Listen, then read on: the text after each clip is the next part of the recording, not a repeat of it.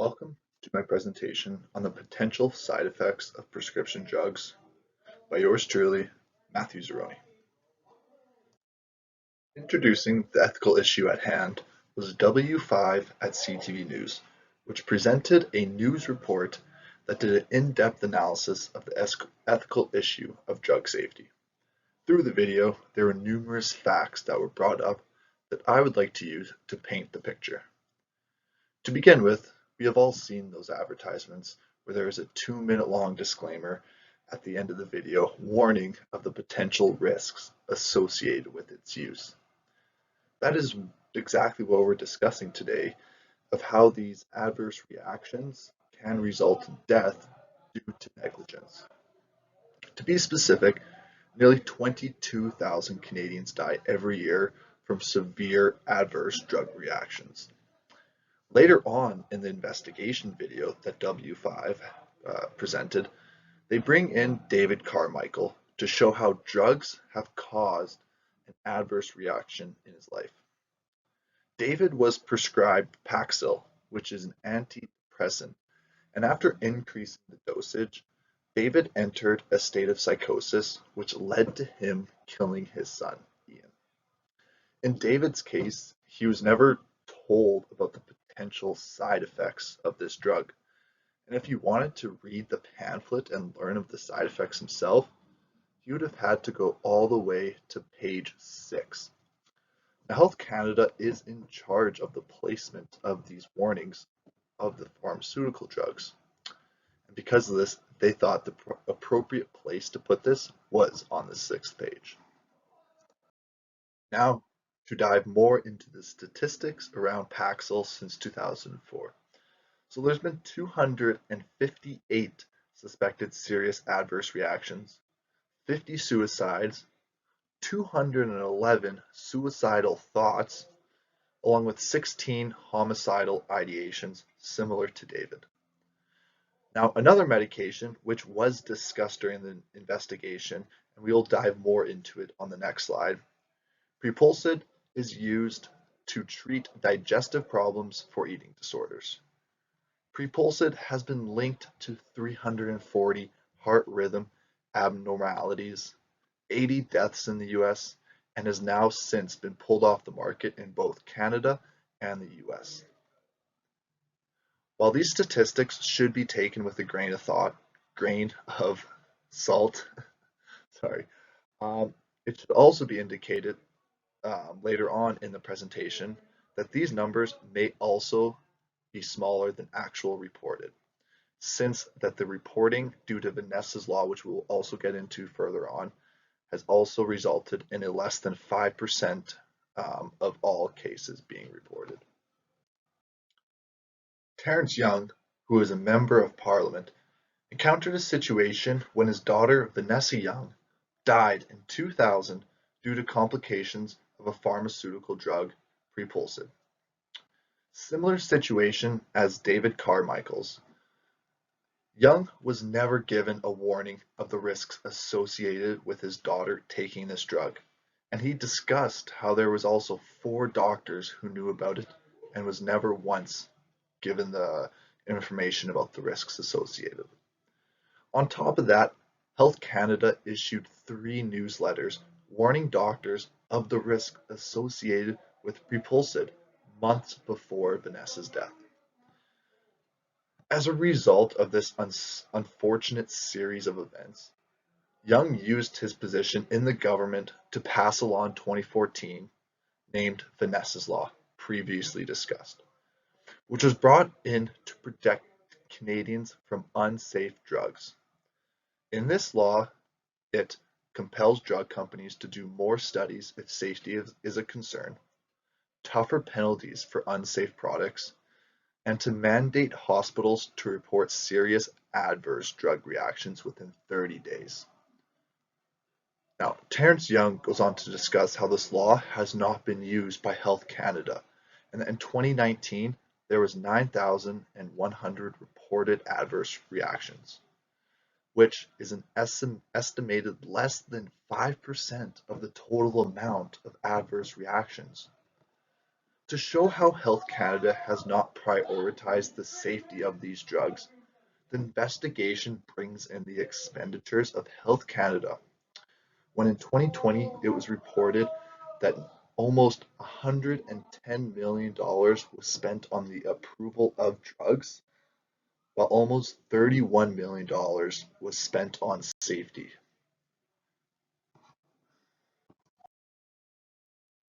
The following are quotations from outside sources I have found with regards to the ethical issues at hand. While you will notice Joel Lechtchen has become a major voice in the fight for drug safety, and I'll be using three of his articles as outside sources. So in the first article, Lechtchen goes into discuss that over the past 2 decades, about 3 to 4% of drugs approved by Health Canada needed to be withdrawn from the market for safety reasons. Now, to kind of switch gears and go back to Terrence Young, during an interview with Global News, Terrence Young, who is the father of Vanessas Young, shows his frustration from the lack of use of Vanessas Law. A handful of measures, Young says, are critical to the bill's efficacy, have yet to be enacted. Scaling back the requirements Parliament intended means Health Canada won't be in the position to better understand what prescription drugs are harming and killing Canadians.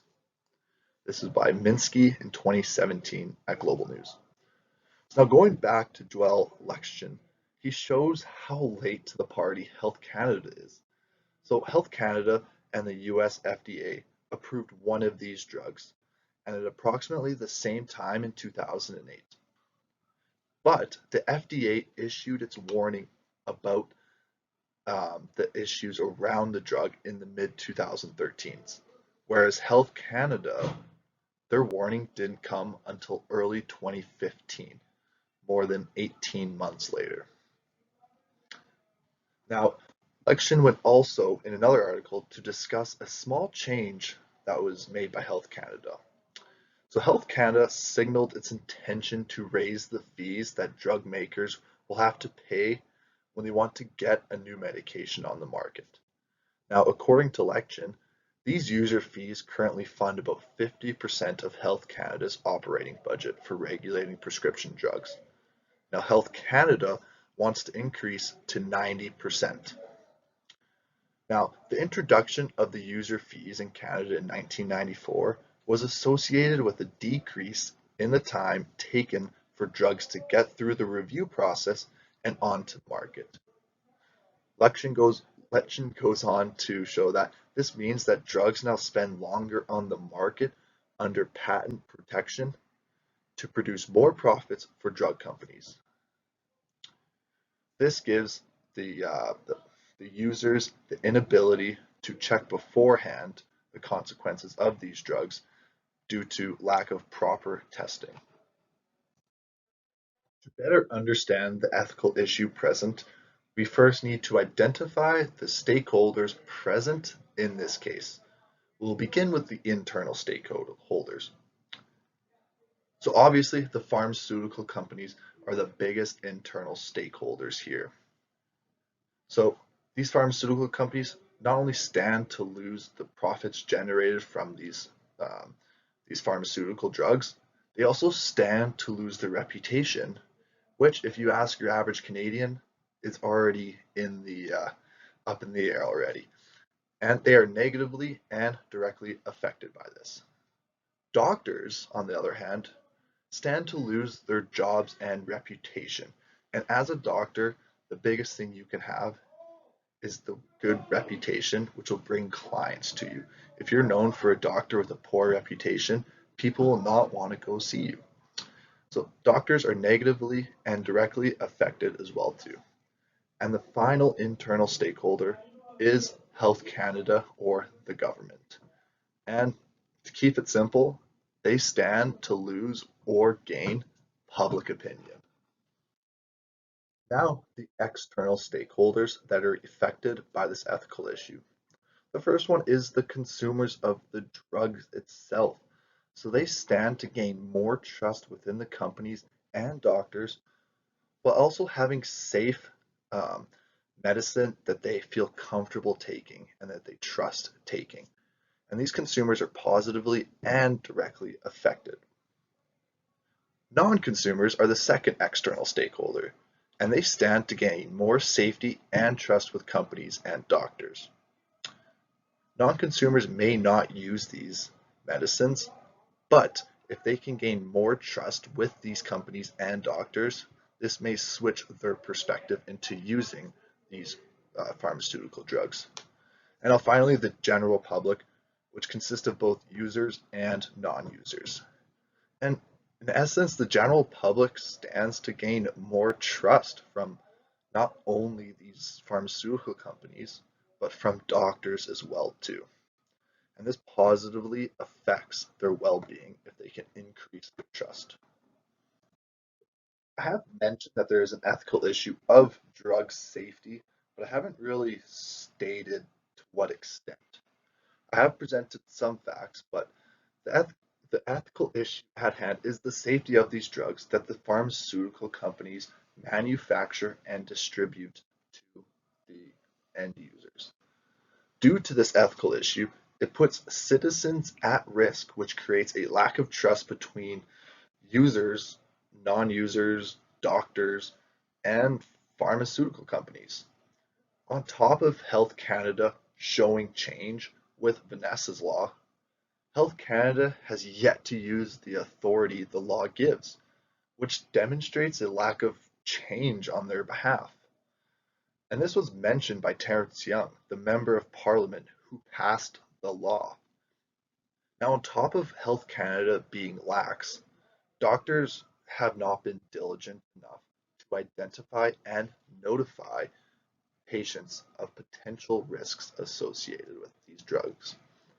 While it can be overwhelming for a doctor to keep on top of every change made to the environment, so we will give them the benefit of the doubt on that.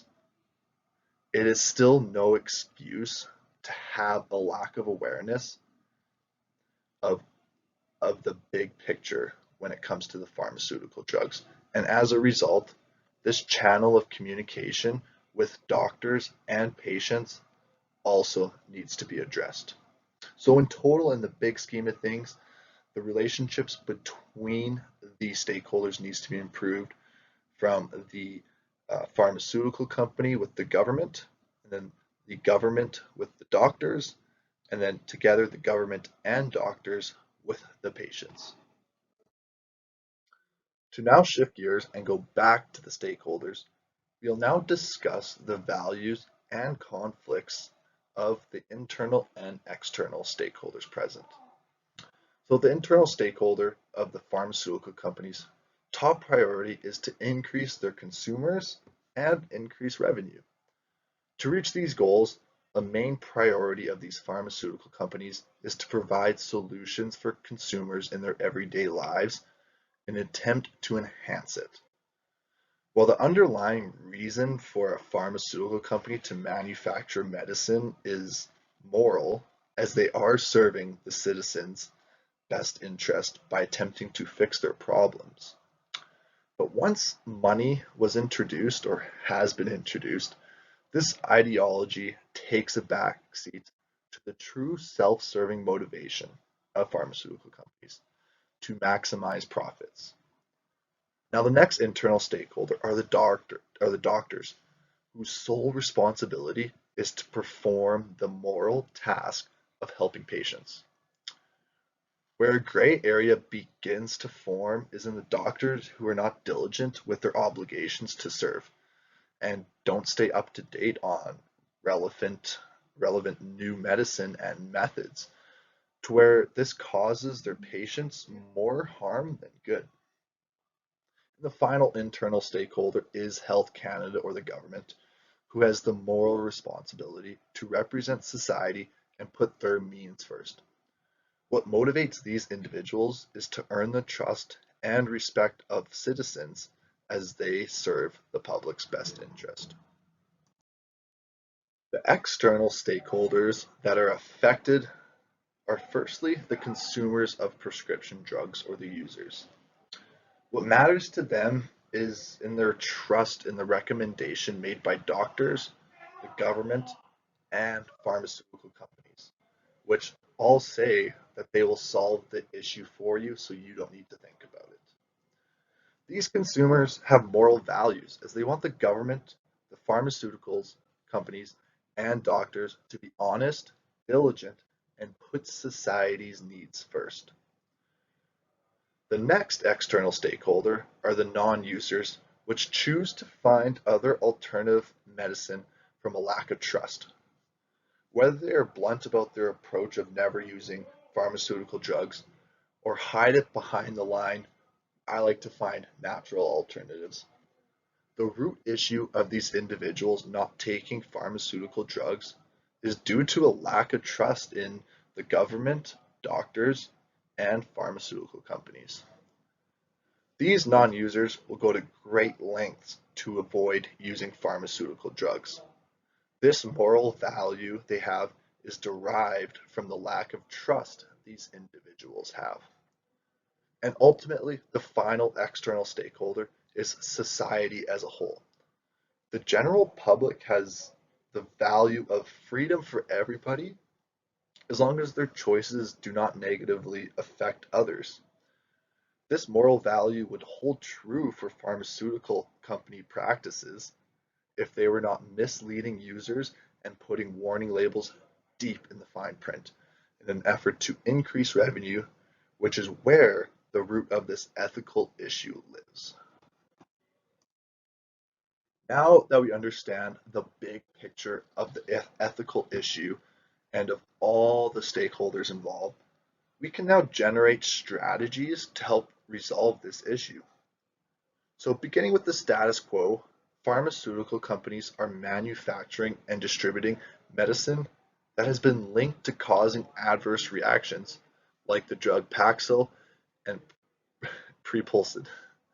The consequences of staying with the status quo short term include a growing distrust for these pharmaceutical companies, doctors, and government, along with putting users of these drugs at high risks for adverse reactions. The long-term consequences of not changing is the same as the short term, but with drastically worse reactions. The distrust can cause an uprising of citizens' concerns, along with more and more adverse reactions being ignored, which can almost entirely eliminate any trust if it affects a big enough audience.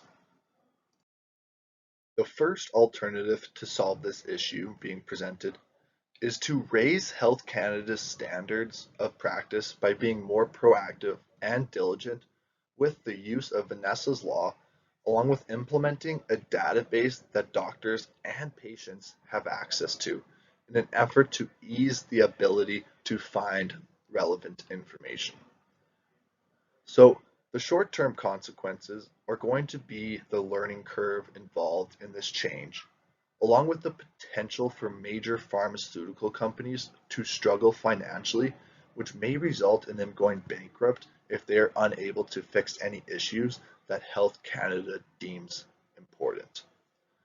The long-term effects of implementing this alternative solution include changing the culture completely surrounding the relationships between government, citizens, and the pharmaceutical companies. These changes will help lower the adverse effects of drugs, along with the better data keeping of the adverse reactions recorded. It is important that the new culture of relationships being established promote open communication to ensure all parties involved are aware of any potential risks. Now, what is gained is the trust earned between all parties involved, along with creating a system that puts the patient's needs first by providing a healthy solution to their problems. Alternative 2 is geared towards improving the doctor-to-patient relationship, which includes a mandatory walkthrough of the prescription drugs usage and risks. The focus on this alternative will be with the doctor's relationship formed with the patients and providing a solution to promote open communication between the two parties. The short-term effects can include doctors being frustrated due to the extra training needed, which takes time away from their practice, along with taking the problem with the pharmaceutical companies and putting the blame onto the doctors to fix. While doctors do share some of the responsibility, they should not burden the full responsibility, though. Alternative 2 incurs some moral cost as it doesn't place this responsibility onto the subject, i.e., the pharmaceutical companies, but deflects it to the doctors to solve. This can create tension throughout the doctors' association and their members. The long-term effects of this alternative is that doctors will now be required to openly discuss the risks of the drugs, which can then put the responsibility and risk onto the patient for taking the drug. This is if they are fully aware of the relevant information and the doctor has done their due diligence. What's gained from this alternative is an increased trust between doctors and patients and a better understanding of the risks associated with taking prescription drugs. The downside to this alternative is that the pharmaceutical companies avoid the responsibilities they should be responsible for, and it puts it on the doctors to solve the problem for the companies and government. Alternative 3, the Wild West. Now, implementing a Wild West type industry similar would be done similar to how companies may go out of business if they practice unethical behaviors or are beat out by the competition for a better product. And this happens all the time in a capitalist economy since the power is in the consumers. Now, I generated this idea from the perspective of legalizing all drugs. Now, in Bogart's 2020 article, he dives deep into this ideology of legalizing all drugs. And I thought the same could be implemented for pharmaceutical drugs. So, by removing the restrictions and responsibility on doctors to make patients aware of the warnings, it will be the sole responsibility of the end user or the consumer to do their research and determine the risks associated with it. In the two previous examples with Terrence Young and David, um, who was affected by the Paxil drug, the users were not told of any warnings associated with the drug, and as a result, they assumed the drug was safe to take. By taking the responsibility off the doctors and putting it on the end users, it will remove any potential confusion, such as what happened in before when they said, well, they didn't say anything, so it must be safe.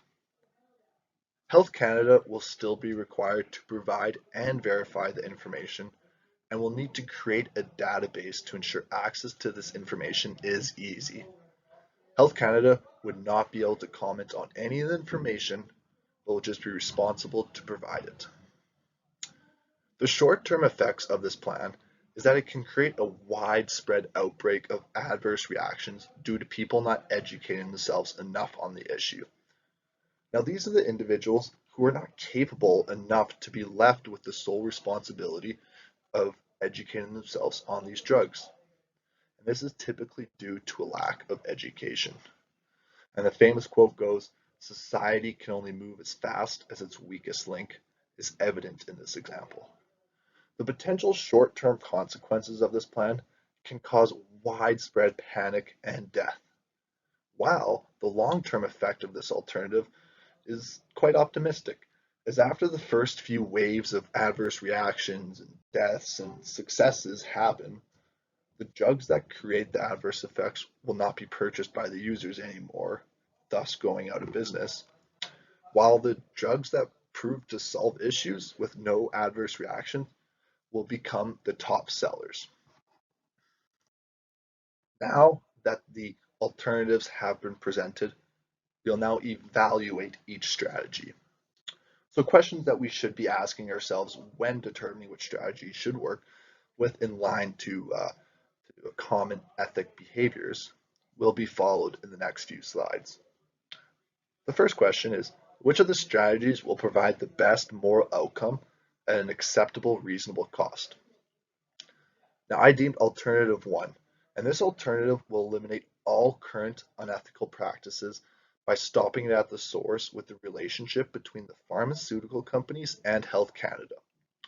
And to be safe, this alternative will also address the moral conflict that arises with doctors not participating in their best practice behavior. Which has been the most beneficial long-term effects and at what cost? So once again, alternative one. This alternative restructures the landscape of the relationship with the drug companies, government, and society. It will increase the trust between all parties, which will lead to an increase in revenue and overall increase in society's happiness and fulfillment due to the added level of protection the government offers. And which alternative incurs a moral cost? And this happens in alternative 2 and 3. So first, the alternative 3 incurs the moral cost as the pharmaceutical companies have the freedom to release drugs without the full disclosure of knowledge and warnings being reached to the patients. Now, alternative 2 incurs some moral cost as it doesn't place the responsibility on the subject, but deflects the ethical issue and puts it on the doctors to solve. What kind of costs are incurred by the practical, legal, and regulatory constraints associated with each alternative? So alternative two, pharmaceutical companies can still manufacture and sell prescription drugs that can cause these adverse effects, which should not be allowed. And alternative three, the Wild West scenario, creates a system that each user will take their drug at their own risk if not properly educated. And identified in earlier slides, this could cause a huge chaos for users due to some people's inability to do their own research and educate themselves and find a solution to all the madness out there with all the information. Now, which option will produce the most good and do the least harm, which is a utilitarian perspective? This is alternative one. This alternative eliminates recognized unethical manufacturing and stops the problem at the source while protecting the users. The increase in trust is good for all parties involved. Now, which option best respects the rights of all who have a stake? This is alternative two. This alternative respects the right of all stakeholders as users are given the power and freedom to choose while still putting the freedom of information and trust as a priority. This still also gives pharmaceutical companies the freedom to manufacture drugs that are on the cusp of being taken off the shelf. Which option treats people equally?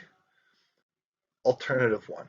This alternative removes all unethical behaviors and puts the responsibility on those that are responsible. Which option best serves the community, not just team members? Once again, alternative one. This alternative alleviates the unethical practices and thus protects the community to any unwanted risk. And finally, which option leads me to act as the person I want to be? Alternative one, once again. This alternative will maximize the happiness due to my increased trust in the government and society, along with the increased trust with corporations. So my decision for implementation of a strategy is alternative one. This provides the best solution as it aligns with the ethical theories learned in this class: Kantian ethics, utilitarianism, social contracts, virtue ethics, and ethics of care. Implementing these changes will drastically change the culture surrounding the relationships of all parties involved. By creating a strong Health Canada that has no fear in putting their foot down and putting the public's interest first, will create a safer place to live for all Canadians, regardless of their users or non-users. Along with introducing a database to easily sort out the relevant information, This will be important when creating a safety net for improving the open communication between doctor and patients if stopping the source does not work. The doctors have to serve as the mitigator between the patient and the pharmaceutical company. Now, alternative two is the second best option as it addresses the issue of patients being unaware of the risks, which is a main cause in the two examples provided earlier in this presentation. But since it deflects the responsibility solely onto the doctors, it is not the best alternative as the companies producing these drugs need to be held responsible for the manufacturing of these drugs that cause these adverse reactions. The first alternative addresses all the relationships from pharmaceutical company to the government to the doctors to the patients. And by addressing all these relationships throughout the set of operations from manufacturing to the consumption of the end users, this solution provides the best practice to fix the ethical issue being presented. Now on to my own personal opinion about the ethical issue. For myself, I am not a huge supporter of pharmaceutical drugs, and I would consider myself more of a non-user, as I'm always looking for a different alternative to fix this problem. I'm not the person who will go straight to the doctor's office and say, hey, I need a prescription for this so I can fix this, this, and that.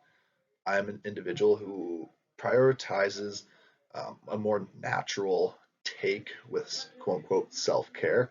But with regards to why I don't partake in a lot of the pharmaceutical drugs is due to my lack of trust. I hear a lot about not only people having adverse reactions, but people getting addicted to these prescription drugs. And that's an environment that I've always wanted to avoid at all costs. Um, by implementing the plan that I brought forward, this would reduce my anxiety with regards to the prescription drug industry, as it would put more trust in not only um, the ability to find the information myself and do my own research, but more trust in the pharmaceutical companies, more trust in the government, and more trust that my doctor is fully aware of all the risks associated with these prescription drugs. So, in my own personal opinion, I believe that the government should strengthen its practices when dealing with these pharmaceutical companies.